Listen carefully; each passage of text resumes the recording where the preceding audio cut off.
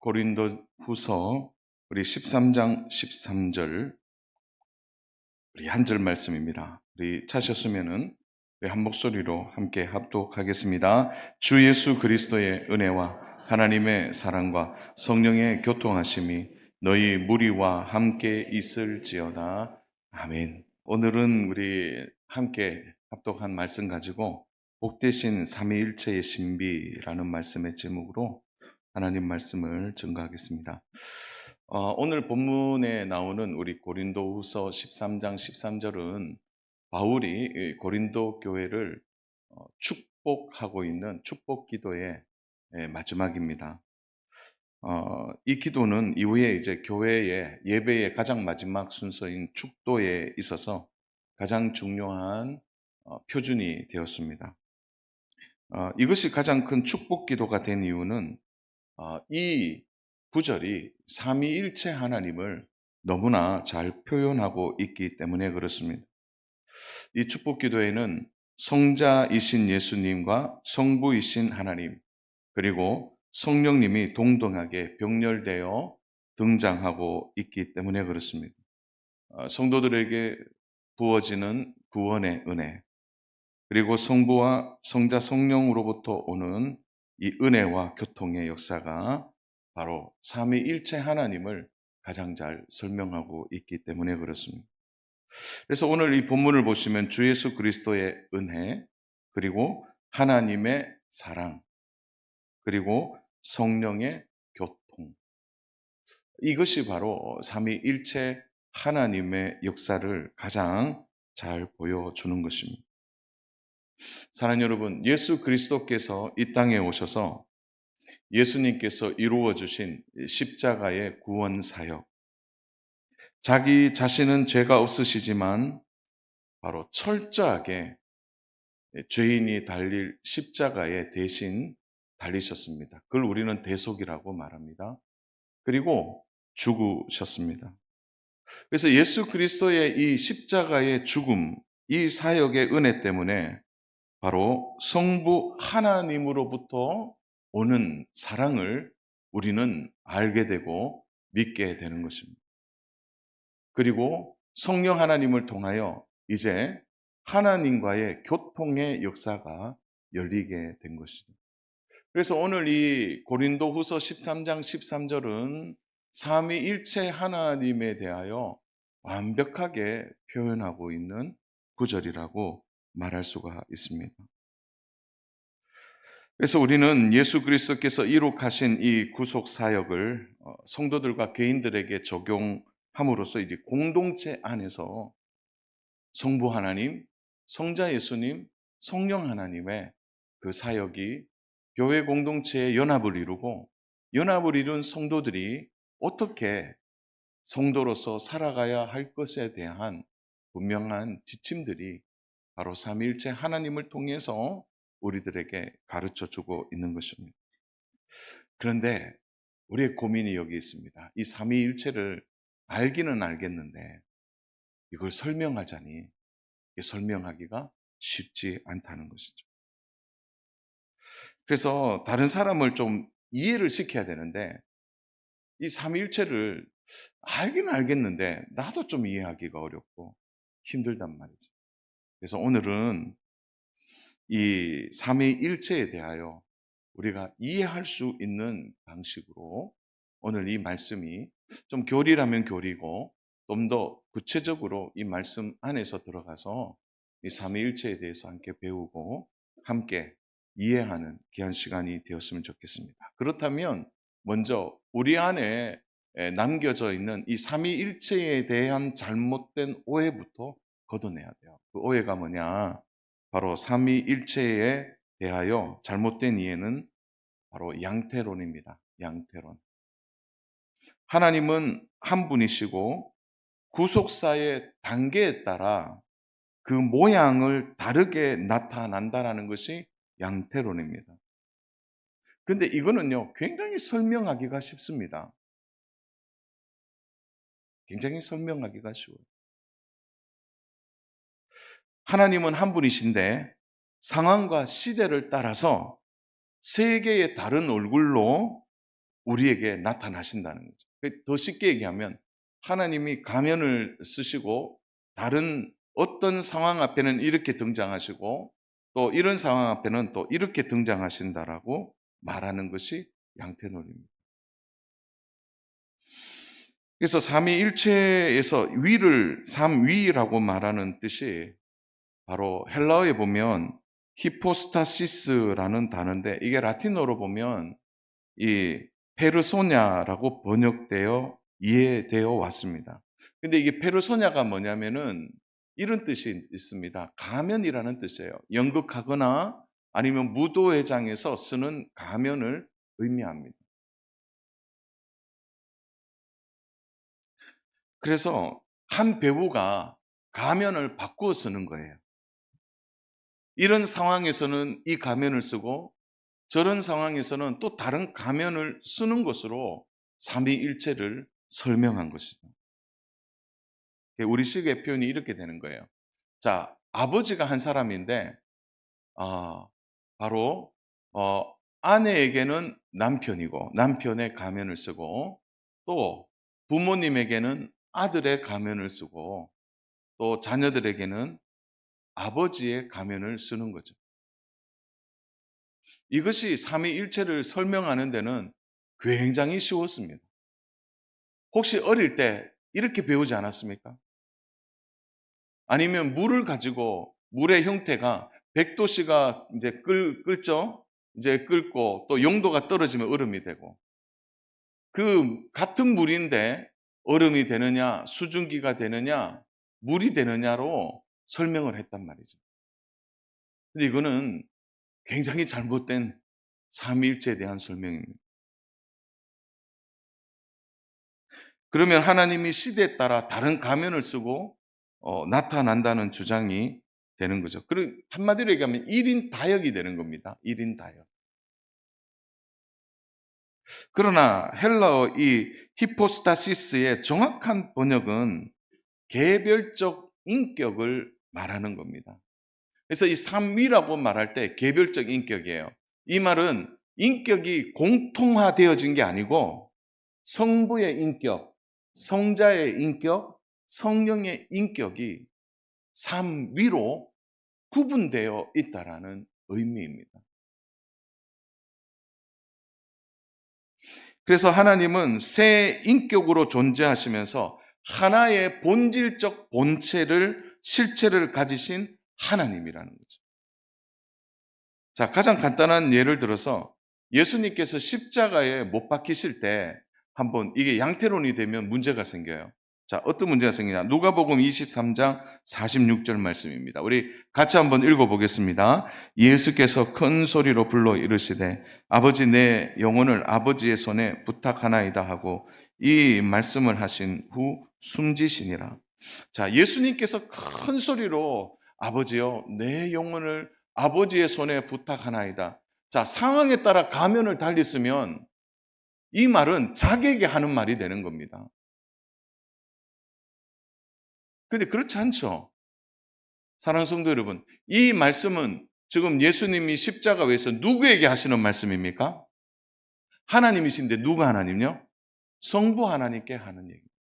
성부 하나님께 기도하는 거예요. 성부 하나님께 아버지요, 아버지요, 내 영혼을 아버지의 손에 부탁하나이다. 위격이 다른 겁니다. 성부 하나님이 계신 거예요. 근데 이것을 한 사람이 상황에 따라 다른 가면을 쓴다고 접근하면 이 말씀이 문제가 되는 거죠. 자기에게 하는 말이 됩니다. 자신에게 말씀하시고 숨지신 것입니까? 그렇지 않죠. 한국 교회에서 오랫동안 이거 가르쳐 왔습니다. 이러한 삼위일체를 설명해 왔다는 거죠. 남편이고 아들이고 또 아버지의 역할을 한다고 했다는 거죠. 하나님이 상황에 따라 역할을 달리 했다라고 믿는 거죠. 근데 그렇지 않습니다. 사랑 여러분, 새 위격이 분명히 있습니다. 우리 마태복음 3장 16절 17절 우리 16절, 17절 우리 같이 읽을 때 노란 글씨를 잘 좀 보시면 좋겠습니다. 우리 같이 읽습니다. 예수께서 세례를 받으시고 곧 물에서 올라오실새 하늘이 열리고 하나님의 성령이 비둘기 같이 내려 자기 위에 임하심을 보시더니 하늘로부터 소리가 있어 말씀하시되 이는 내 사랑하는 아들이요 내 기뻐하는 자라 하시니라. 자, 예수님께서 세례를 받고 물에서 올라오실 때 바로 성령 하나님께서 비둘기 같이 내려오셨다는 거예요. 이거는 어떻게 이해해야 됩니까? 실물의 비둘기가 내려온 게 아니죠? 실물의 비둘기가 아니고 화평의 영으로 오시는 성령님을 얘기하는 겁니다. 오시면서 동시에 하늘에 소리가 있었습니다. 어떤 소리가 있었나요? 우리 17절 어떤 소리입니까? 이는 내 사랑하는 아들이요 내 기뻐하는 자라. 동시에 세 위격이 나타납니다. 한 장소에 화평의 영으로 임하시고 또 소리가 있습니다. 이는 내 사랑하는 아들이다 라고 말씀하는 겁니다. 그래서 우리가 삼위일체를 먼저 이해하려면 이런 결론이 먼저 우리에게 있어야 됩니다. 이게 완전히 신학적으로 정리가 되면 이렇게 된 거예요. 성부는 성자가 아니며 성자는 성령이 아니시며 성령은 성부가 아니시다. 그러나 한 분이시다. 이렇게 됩니다. 자, 한번 볼까요? 성부, 성자, 성령. 자, 성부는 성령이 아니시다. 성부는 성자가 아니시다. 성자는 성령이 아니시다라는 거죠. 자, 그런데 본질적인 본체, 다시 말해서 성부 하나님, 성자 하나님, 성령 하나님은 하나님이시다. 라는 것이 삼위일체에 대한 가장 성경적인 부분입니다. 자, 제가 여기까지 얘기했지만 아직도 우리가 이해를 하기는 쉽지 않을 겁니다.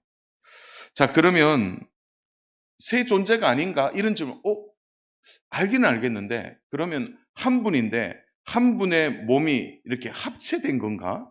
이제 이런 생각을 할 수가 있다는 거죠. 우리 디모데전서 2장 5절 말씀을 같이 좀 볼 필요가 있습니다. 우리 같이 한번 읽겠습니다. 하나님은 한 분이시요. 또 하나님과 사람 사이의 중보자도 한 분이시니 곧 사람이신 그리스도 예수라. 하나님은 한 분이시래요. 그런데 하나님과 사람 사이의 중보자 예수 그리스도가 있다라고 말씀하시는 겁니다. 그래서 성경은 분명히 하나님은 한 분이시다. 그 본체는 한 분이시다라고 말하고 있습니다. 그러나 그 안에 다른 위격, 성부, 성자, 성령은 다르다라고 이해하는 겁니다. 자, 그래서 오늘 이 이해가 안 되니까 우리가 이 부분을 못 넘어가는 겁니다. 자, 그래서 이 부분을 좀 설명하기 위해서 에베소서 4장 1절부터 6절 말씀을 좀 가깝게 봐야 합니다. 자, 우리의 지혜로 이 부분을 좀 이해하려면 에베소서 4장 1절부터 6절인데요. 우리 천천히 같이 한번 읽어보겠습니다. 시작. 그러므로 주 안에서 갇힌 내가 너희를 권하노니 너희가 부르심을 받은 일에 합당하게 행하여 모든 겸손과 온유로 하고 오래 참음으로 사랑 가운데서 서로 용납하고 평안에 매는 줄로 하신 것을 힘써 지키라. 몸이 하나요 성령도 한 분이시니 이와 같이 너희가 부르심의 한 소망 안에서 부르심을 받았느니라. 주도 한 분이시요 믿음도 하나요 세례도 하나요 하나님도 한 분이시니 곧 만유의 아버지시라. 만유 위에 계시고 만유를 통일하시고 만유 가운데 계시도다. 에베소 교회의 여러 문제점 중에 하나가 뭐냐면 그들이 서로 하나 되지 못했다는 겁니다. 근데 그만한 이유가 있죠. 저번에 한번 에베소에 대해서 설명한 적이 있는데요. 왜냐하면 종과 주인이 함께 교회를 다녔고요. 종과 자유인들이 함께 다녔고 헬라인과 유대인이 함께 다녔습니다. 이방인들과 또한 로마인들이 함께 다닌 교회이죠. 그러니까 다양한 군집이 한 교회를 이루고 살아가는데 이게 하나가 되겠습니까? 그래서 교회 안에 이 성도들 사이에 분열이 되어 있는 겁니다. 그래서 바울이 1절부터 3절까지는 다 명령어로 되어 있습니다. 명령어로. 너희가 부르심 받은 대로 합당하게 행하라. 모든 겸손과 온유로 하라. 오래 참음으로 사랑 가운데 서로 용납하라. 평안에 매는 줄로 성령이 하나 되게 하신 것을 힘써 지키라. 다 명령어로 되어 있다는 거죠.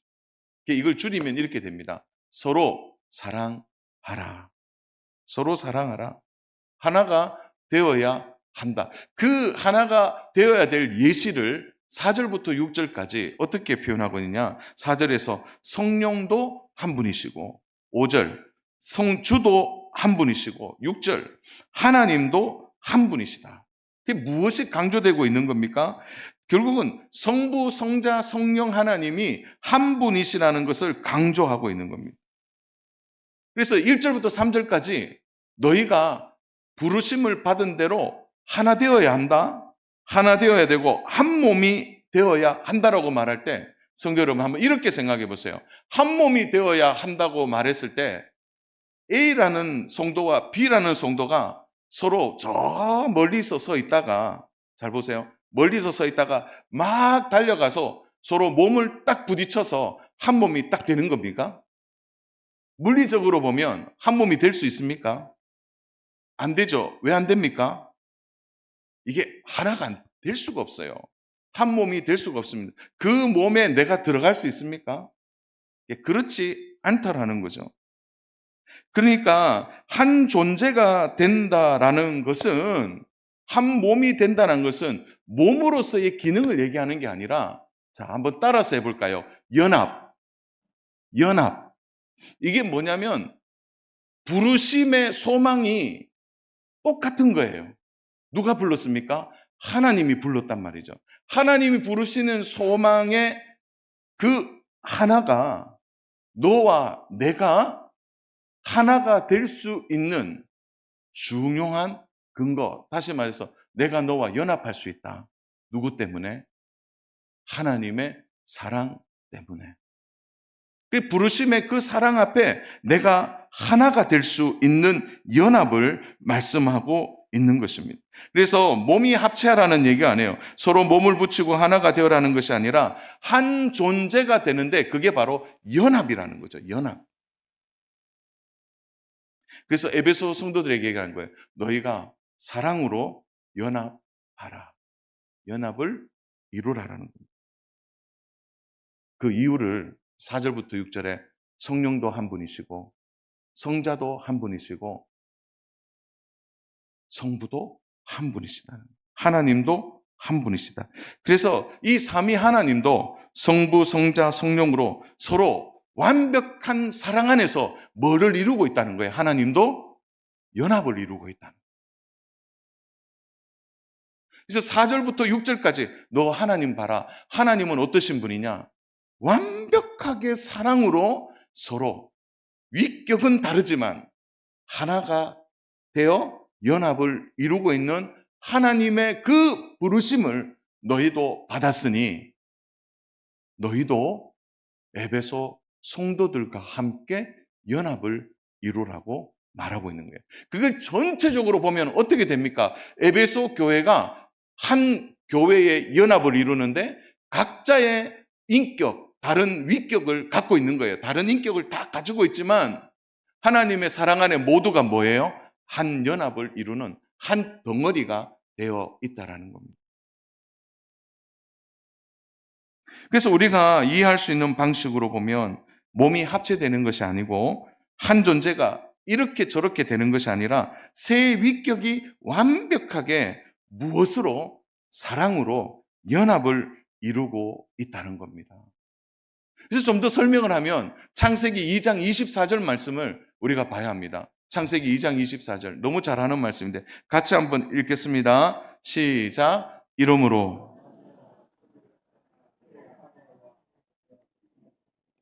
자, 남자가 부모를 떠나 그의 아내와 합하죠? 연합을 이루는데 둘이 한 몸을 이룰지니라. 자, 볼게요. 남자와 여자가 한 몸을 이루라는 말은 뭘 의미합니까? 두 사람이 그냥 합체돼서 장동체가 되라는 얘기입니까? 그 말이 아니죠. 뭡니까? 두 사람이 사랑으로 뭘 이루는 거죠? 부부의 연합을 이루는 겁니다. 한 몸이라는 거죠. 부부의 연합. 한 몸을 이루라고 말하는 겁니다. 바로 사랑 안에서 진정한 연합을 이루라고 말하는 그 연합의 의미가 본체이신 하나님을 의미하는 겁니다. 교회가 서로 사랑함으로 하나가 되듯이 하나님이 사랑 안에서 가장 완벽하게 하나가 되어 있는 것을 삼위일체라고 말하는 겁니다. 여러분, 그래서 교회가요, 지금까지 안 되는 게 뭐였습니까? 하나가 되지 못했어요. 이유가 무엇이죠? 각자 다 다르기 때문에. 그래서 하나님의 사랑을 진짜 깨닫게 되고 경험하게 되면 낮아지고 겸손해지고 자신은 죽고 예수 그리스도가 내 안에 살면서 그 사랑으로 교회가 하나 될 수 있는 겁니다. 그게 진정한 연합이에요. 부부가 연합하는 것도 바로 사랑이죠. 이 본체를 말씀해 주시는 겁니다. 그래서 성부와 성자와 성령 하나님이 어떻게 한 분입니까? 라고 말할 때 새 위격은 성부는 성자가 아니시다. 성자는 성령이 아니시다. 위격은 다른데 위격은 다르지만 완벽하고 완전한 사랑 안에서 영원한 연합을 이루고 계신 것. 그게 바로 본체라는 의미입니다. 그래서 이 삼위는 본질적으로 동일하고 능력과 영광이 동등한 것입니다. 그래서 2000년 교회사에서 이 삼위일체에 대한 교리, 이 삼위일체에 대한 수많은 논쟁들이 있었어요. 그래서 이 삼위일체를 어떻게 설명하느냐라고 말했을 때 두 가지의 중요한 진리를 가지고 이야기를 나눴습니다. 그 첫 번째가 한번 따라서 볼까요? 하나님은 사랑이시다. 그 사랑이 본체를 이루신다는 것. 두 번째, 바로 하나님은 삼위일체라는 것이 분리된 두 가지 진술이 아니라 하나의 완벽한 진술이에요. 그 완벽한 사랑 때문에 하나로 연합을 이루셔서 새 위격으로 나타나신다는 것이 2000년 교회사가 정리한 삼위일체 교리입니다. 우리 요한 1서 4장 8절부터 9절 말씀 같이 한번 읽어보겠습니다. 사랑하지 아니하는 자는 하나님을 알지 못하나니 이는 하나님은 사랑이심이니라. 하나님의 사랑이 우리에게 이렇게 나타난 바 되었으니 하나님이 자기의 독생자를 세상에 보내심은 그로 말미암아 우리를 살리려 하심이라. 하나님은 사랑이시래요. 그 사랑의 하나님이 완벽한 연합을 이루고 계신데 완벽한 연합을 이루고 계시지만 누구를 이 땅에 보내셨다고 말합니까? 9절에 보니까 하나님이 그 완벽한 사랑 안에 누구를 떼었습니까? 자기의 독생자를 세상에 보냈다는 위격 성자 하나님을 세상에 보내었다는 거죠. 그로 말미암아 우리를 살리려 하심이었다라고 말하는 겁니다. 하나님은 사랑이시라. 완벽한 사랑이에요. 완전한 사랑입니다. 그 사랑의 연합을 이루는 새 위격 가운데 바로 자기의 독생자를 떼어내신 겁니다. 사랑하는 여러분, 겟세마네 동산에서 예수님께서 이 잔을 내게서 옮기시옵소서라고 했던 그 정말 고통 가운데 기도했던 그 내용 안에는 예수님이 영원 전부터 한 번도 그 사랑의 연합에서 떨어져 보신 적이 없었어요. 영원 전부터 이 땅이 세상이 창조되기 전부터 하나의 완전한 사랑의 연합을 이루셨던 그분이 대신 저주를 받으셔야 합니다. 하나님의 공의를 완벽하게 채우기 위하여 하나님의 외면하심을 경험해야만 했습니다. 쏟아지는 하나님의 진노를 외면하는 그 하나님의 모습을 예수님이 못 견디신 거예요. 왜요? 완벽한 사랑의 연합을 이루고 계셨던 그분이 그 순간이 얼마나 힘들겠습니까?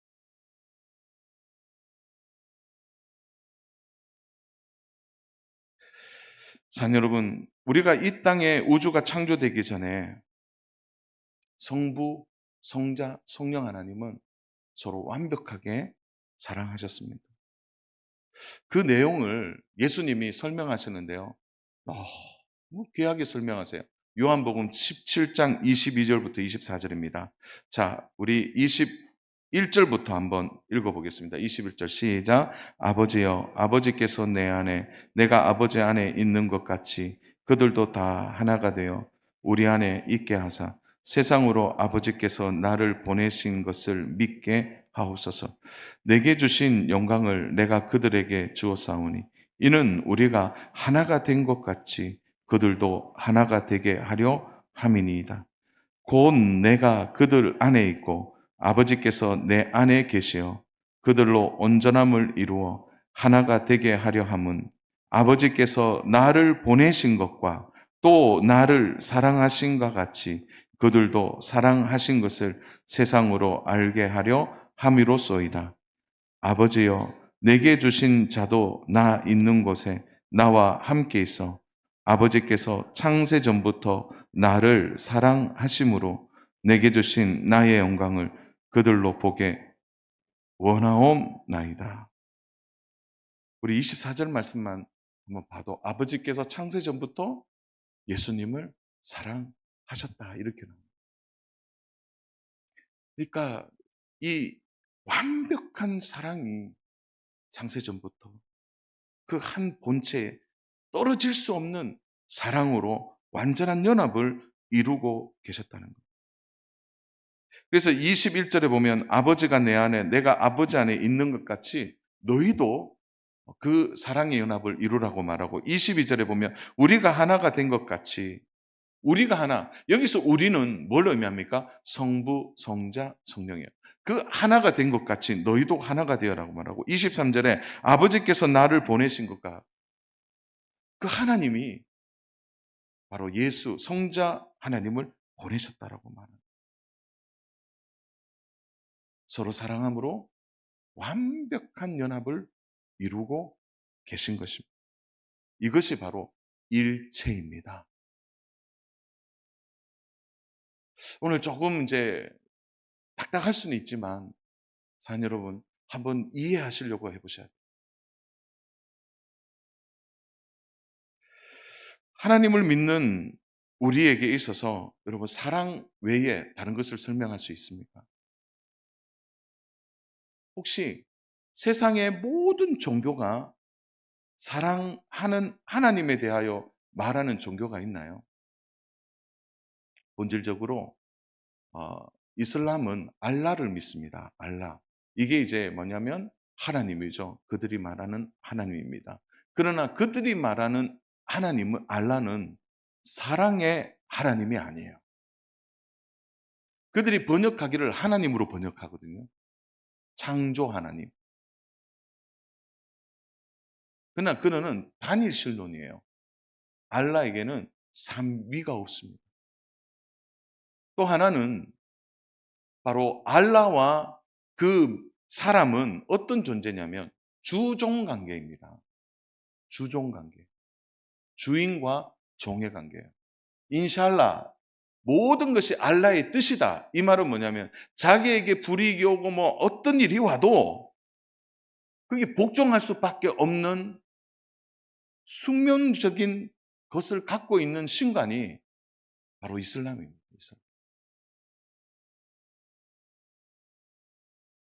다르게 얘기하면 사랑이 존재하지 않아요.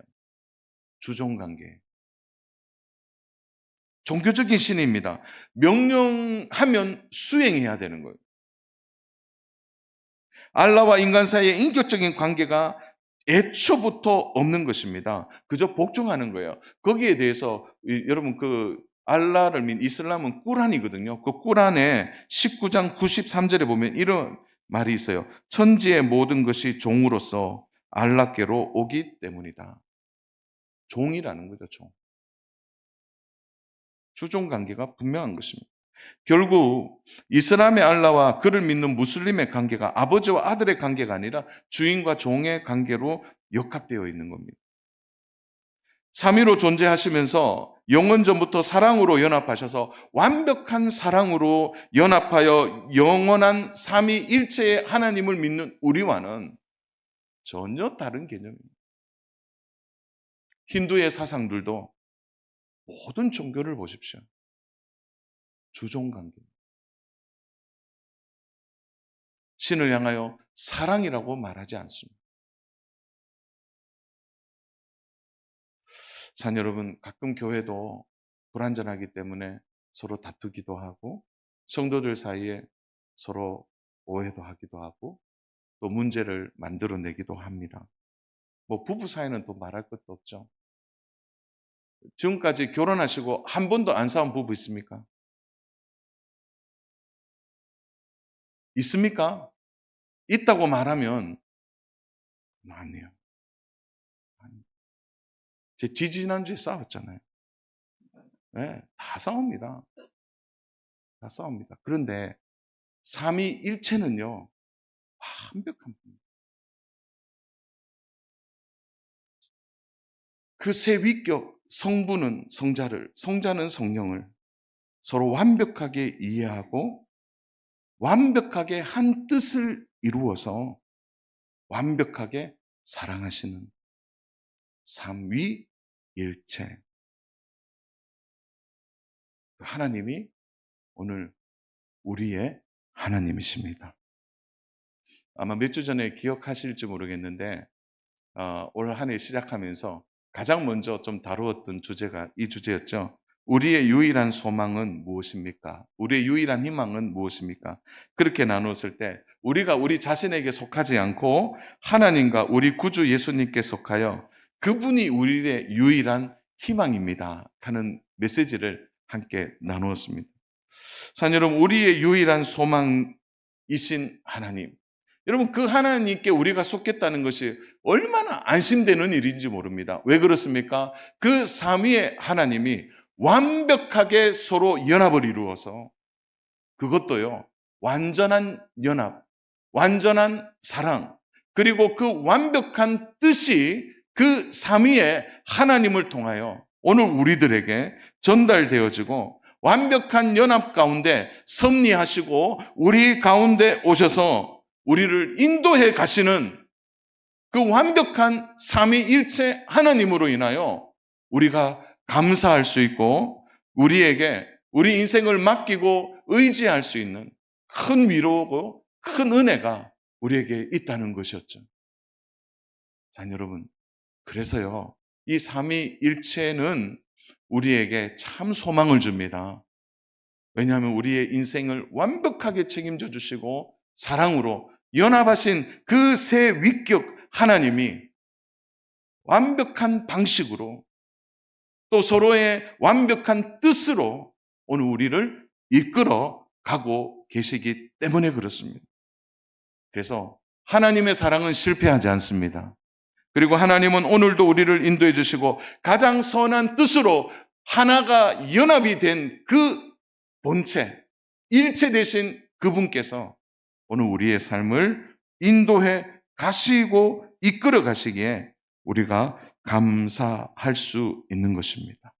말씀을 정리합니다. 오늘 조금 딱딱할 수는 있지만 사랑하는 여러분, 삼위, 성부는 성자가 아니시고 성자는 성령이 아니시고, 우리 다시 한번 이 도표를 한번 띄워주시면 좋겠는데요.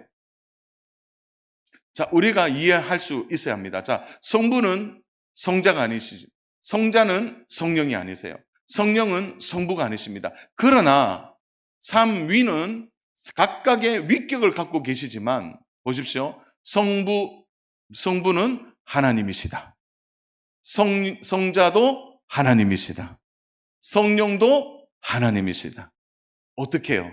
완벽한 연합을 이루고 그것이 하나님의 완벽한 사랑과 하나님의 뜻으로 완벽한 연합을 이룬 본체로서 삼위일체로 오늘 우리 가운데 오셔서 역사하시고 인도해 주신다는 사실에 우리가 기뻐하고 감사하는 은혜가 우리에게 넘치기를 주님의 이름으로 축복합니다.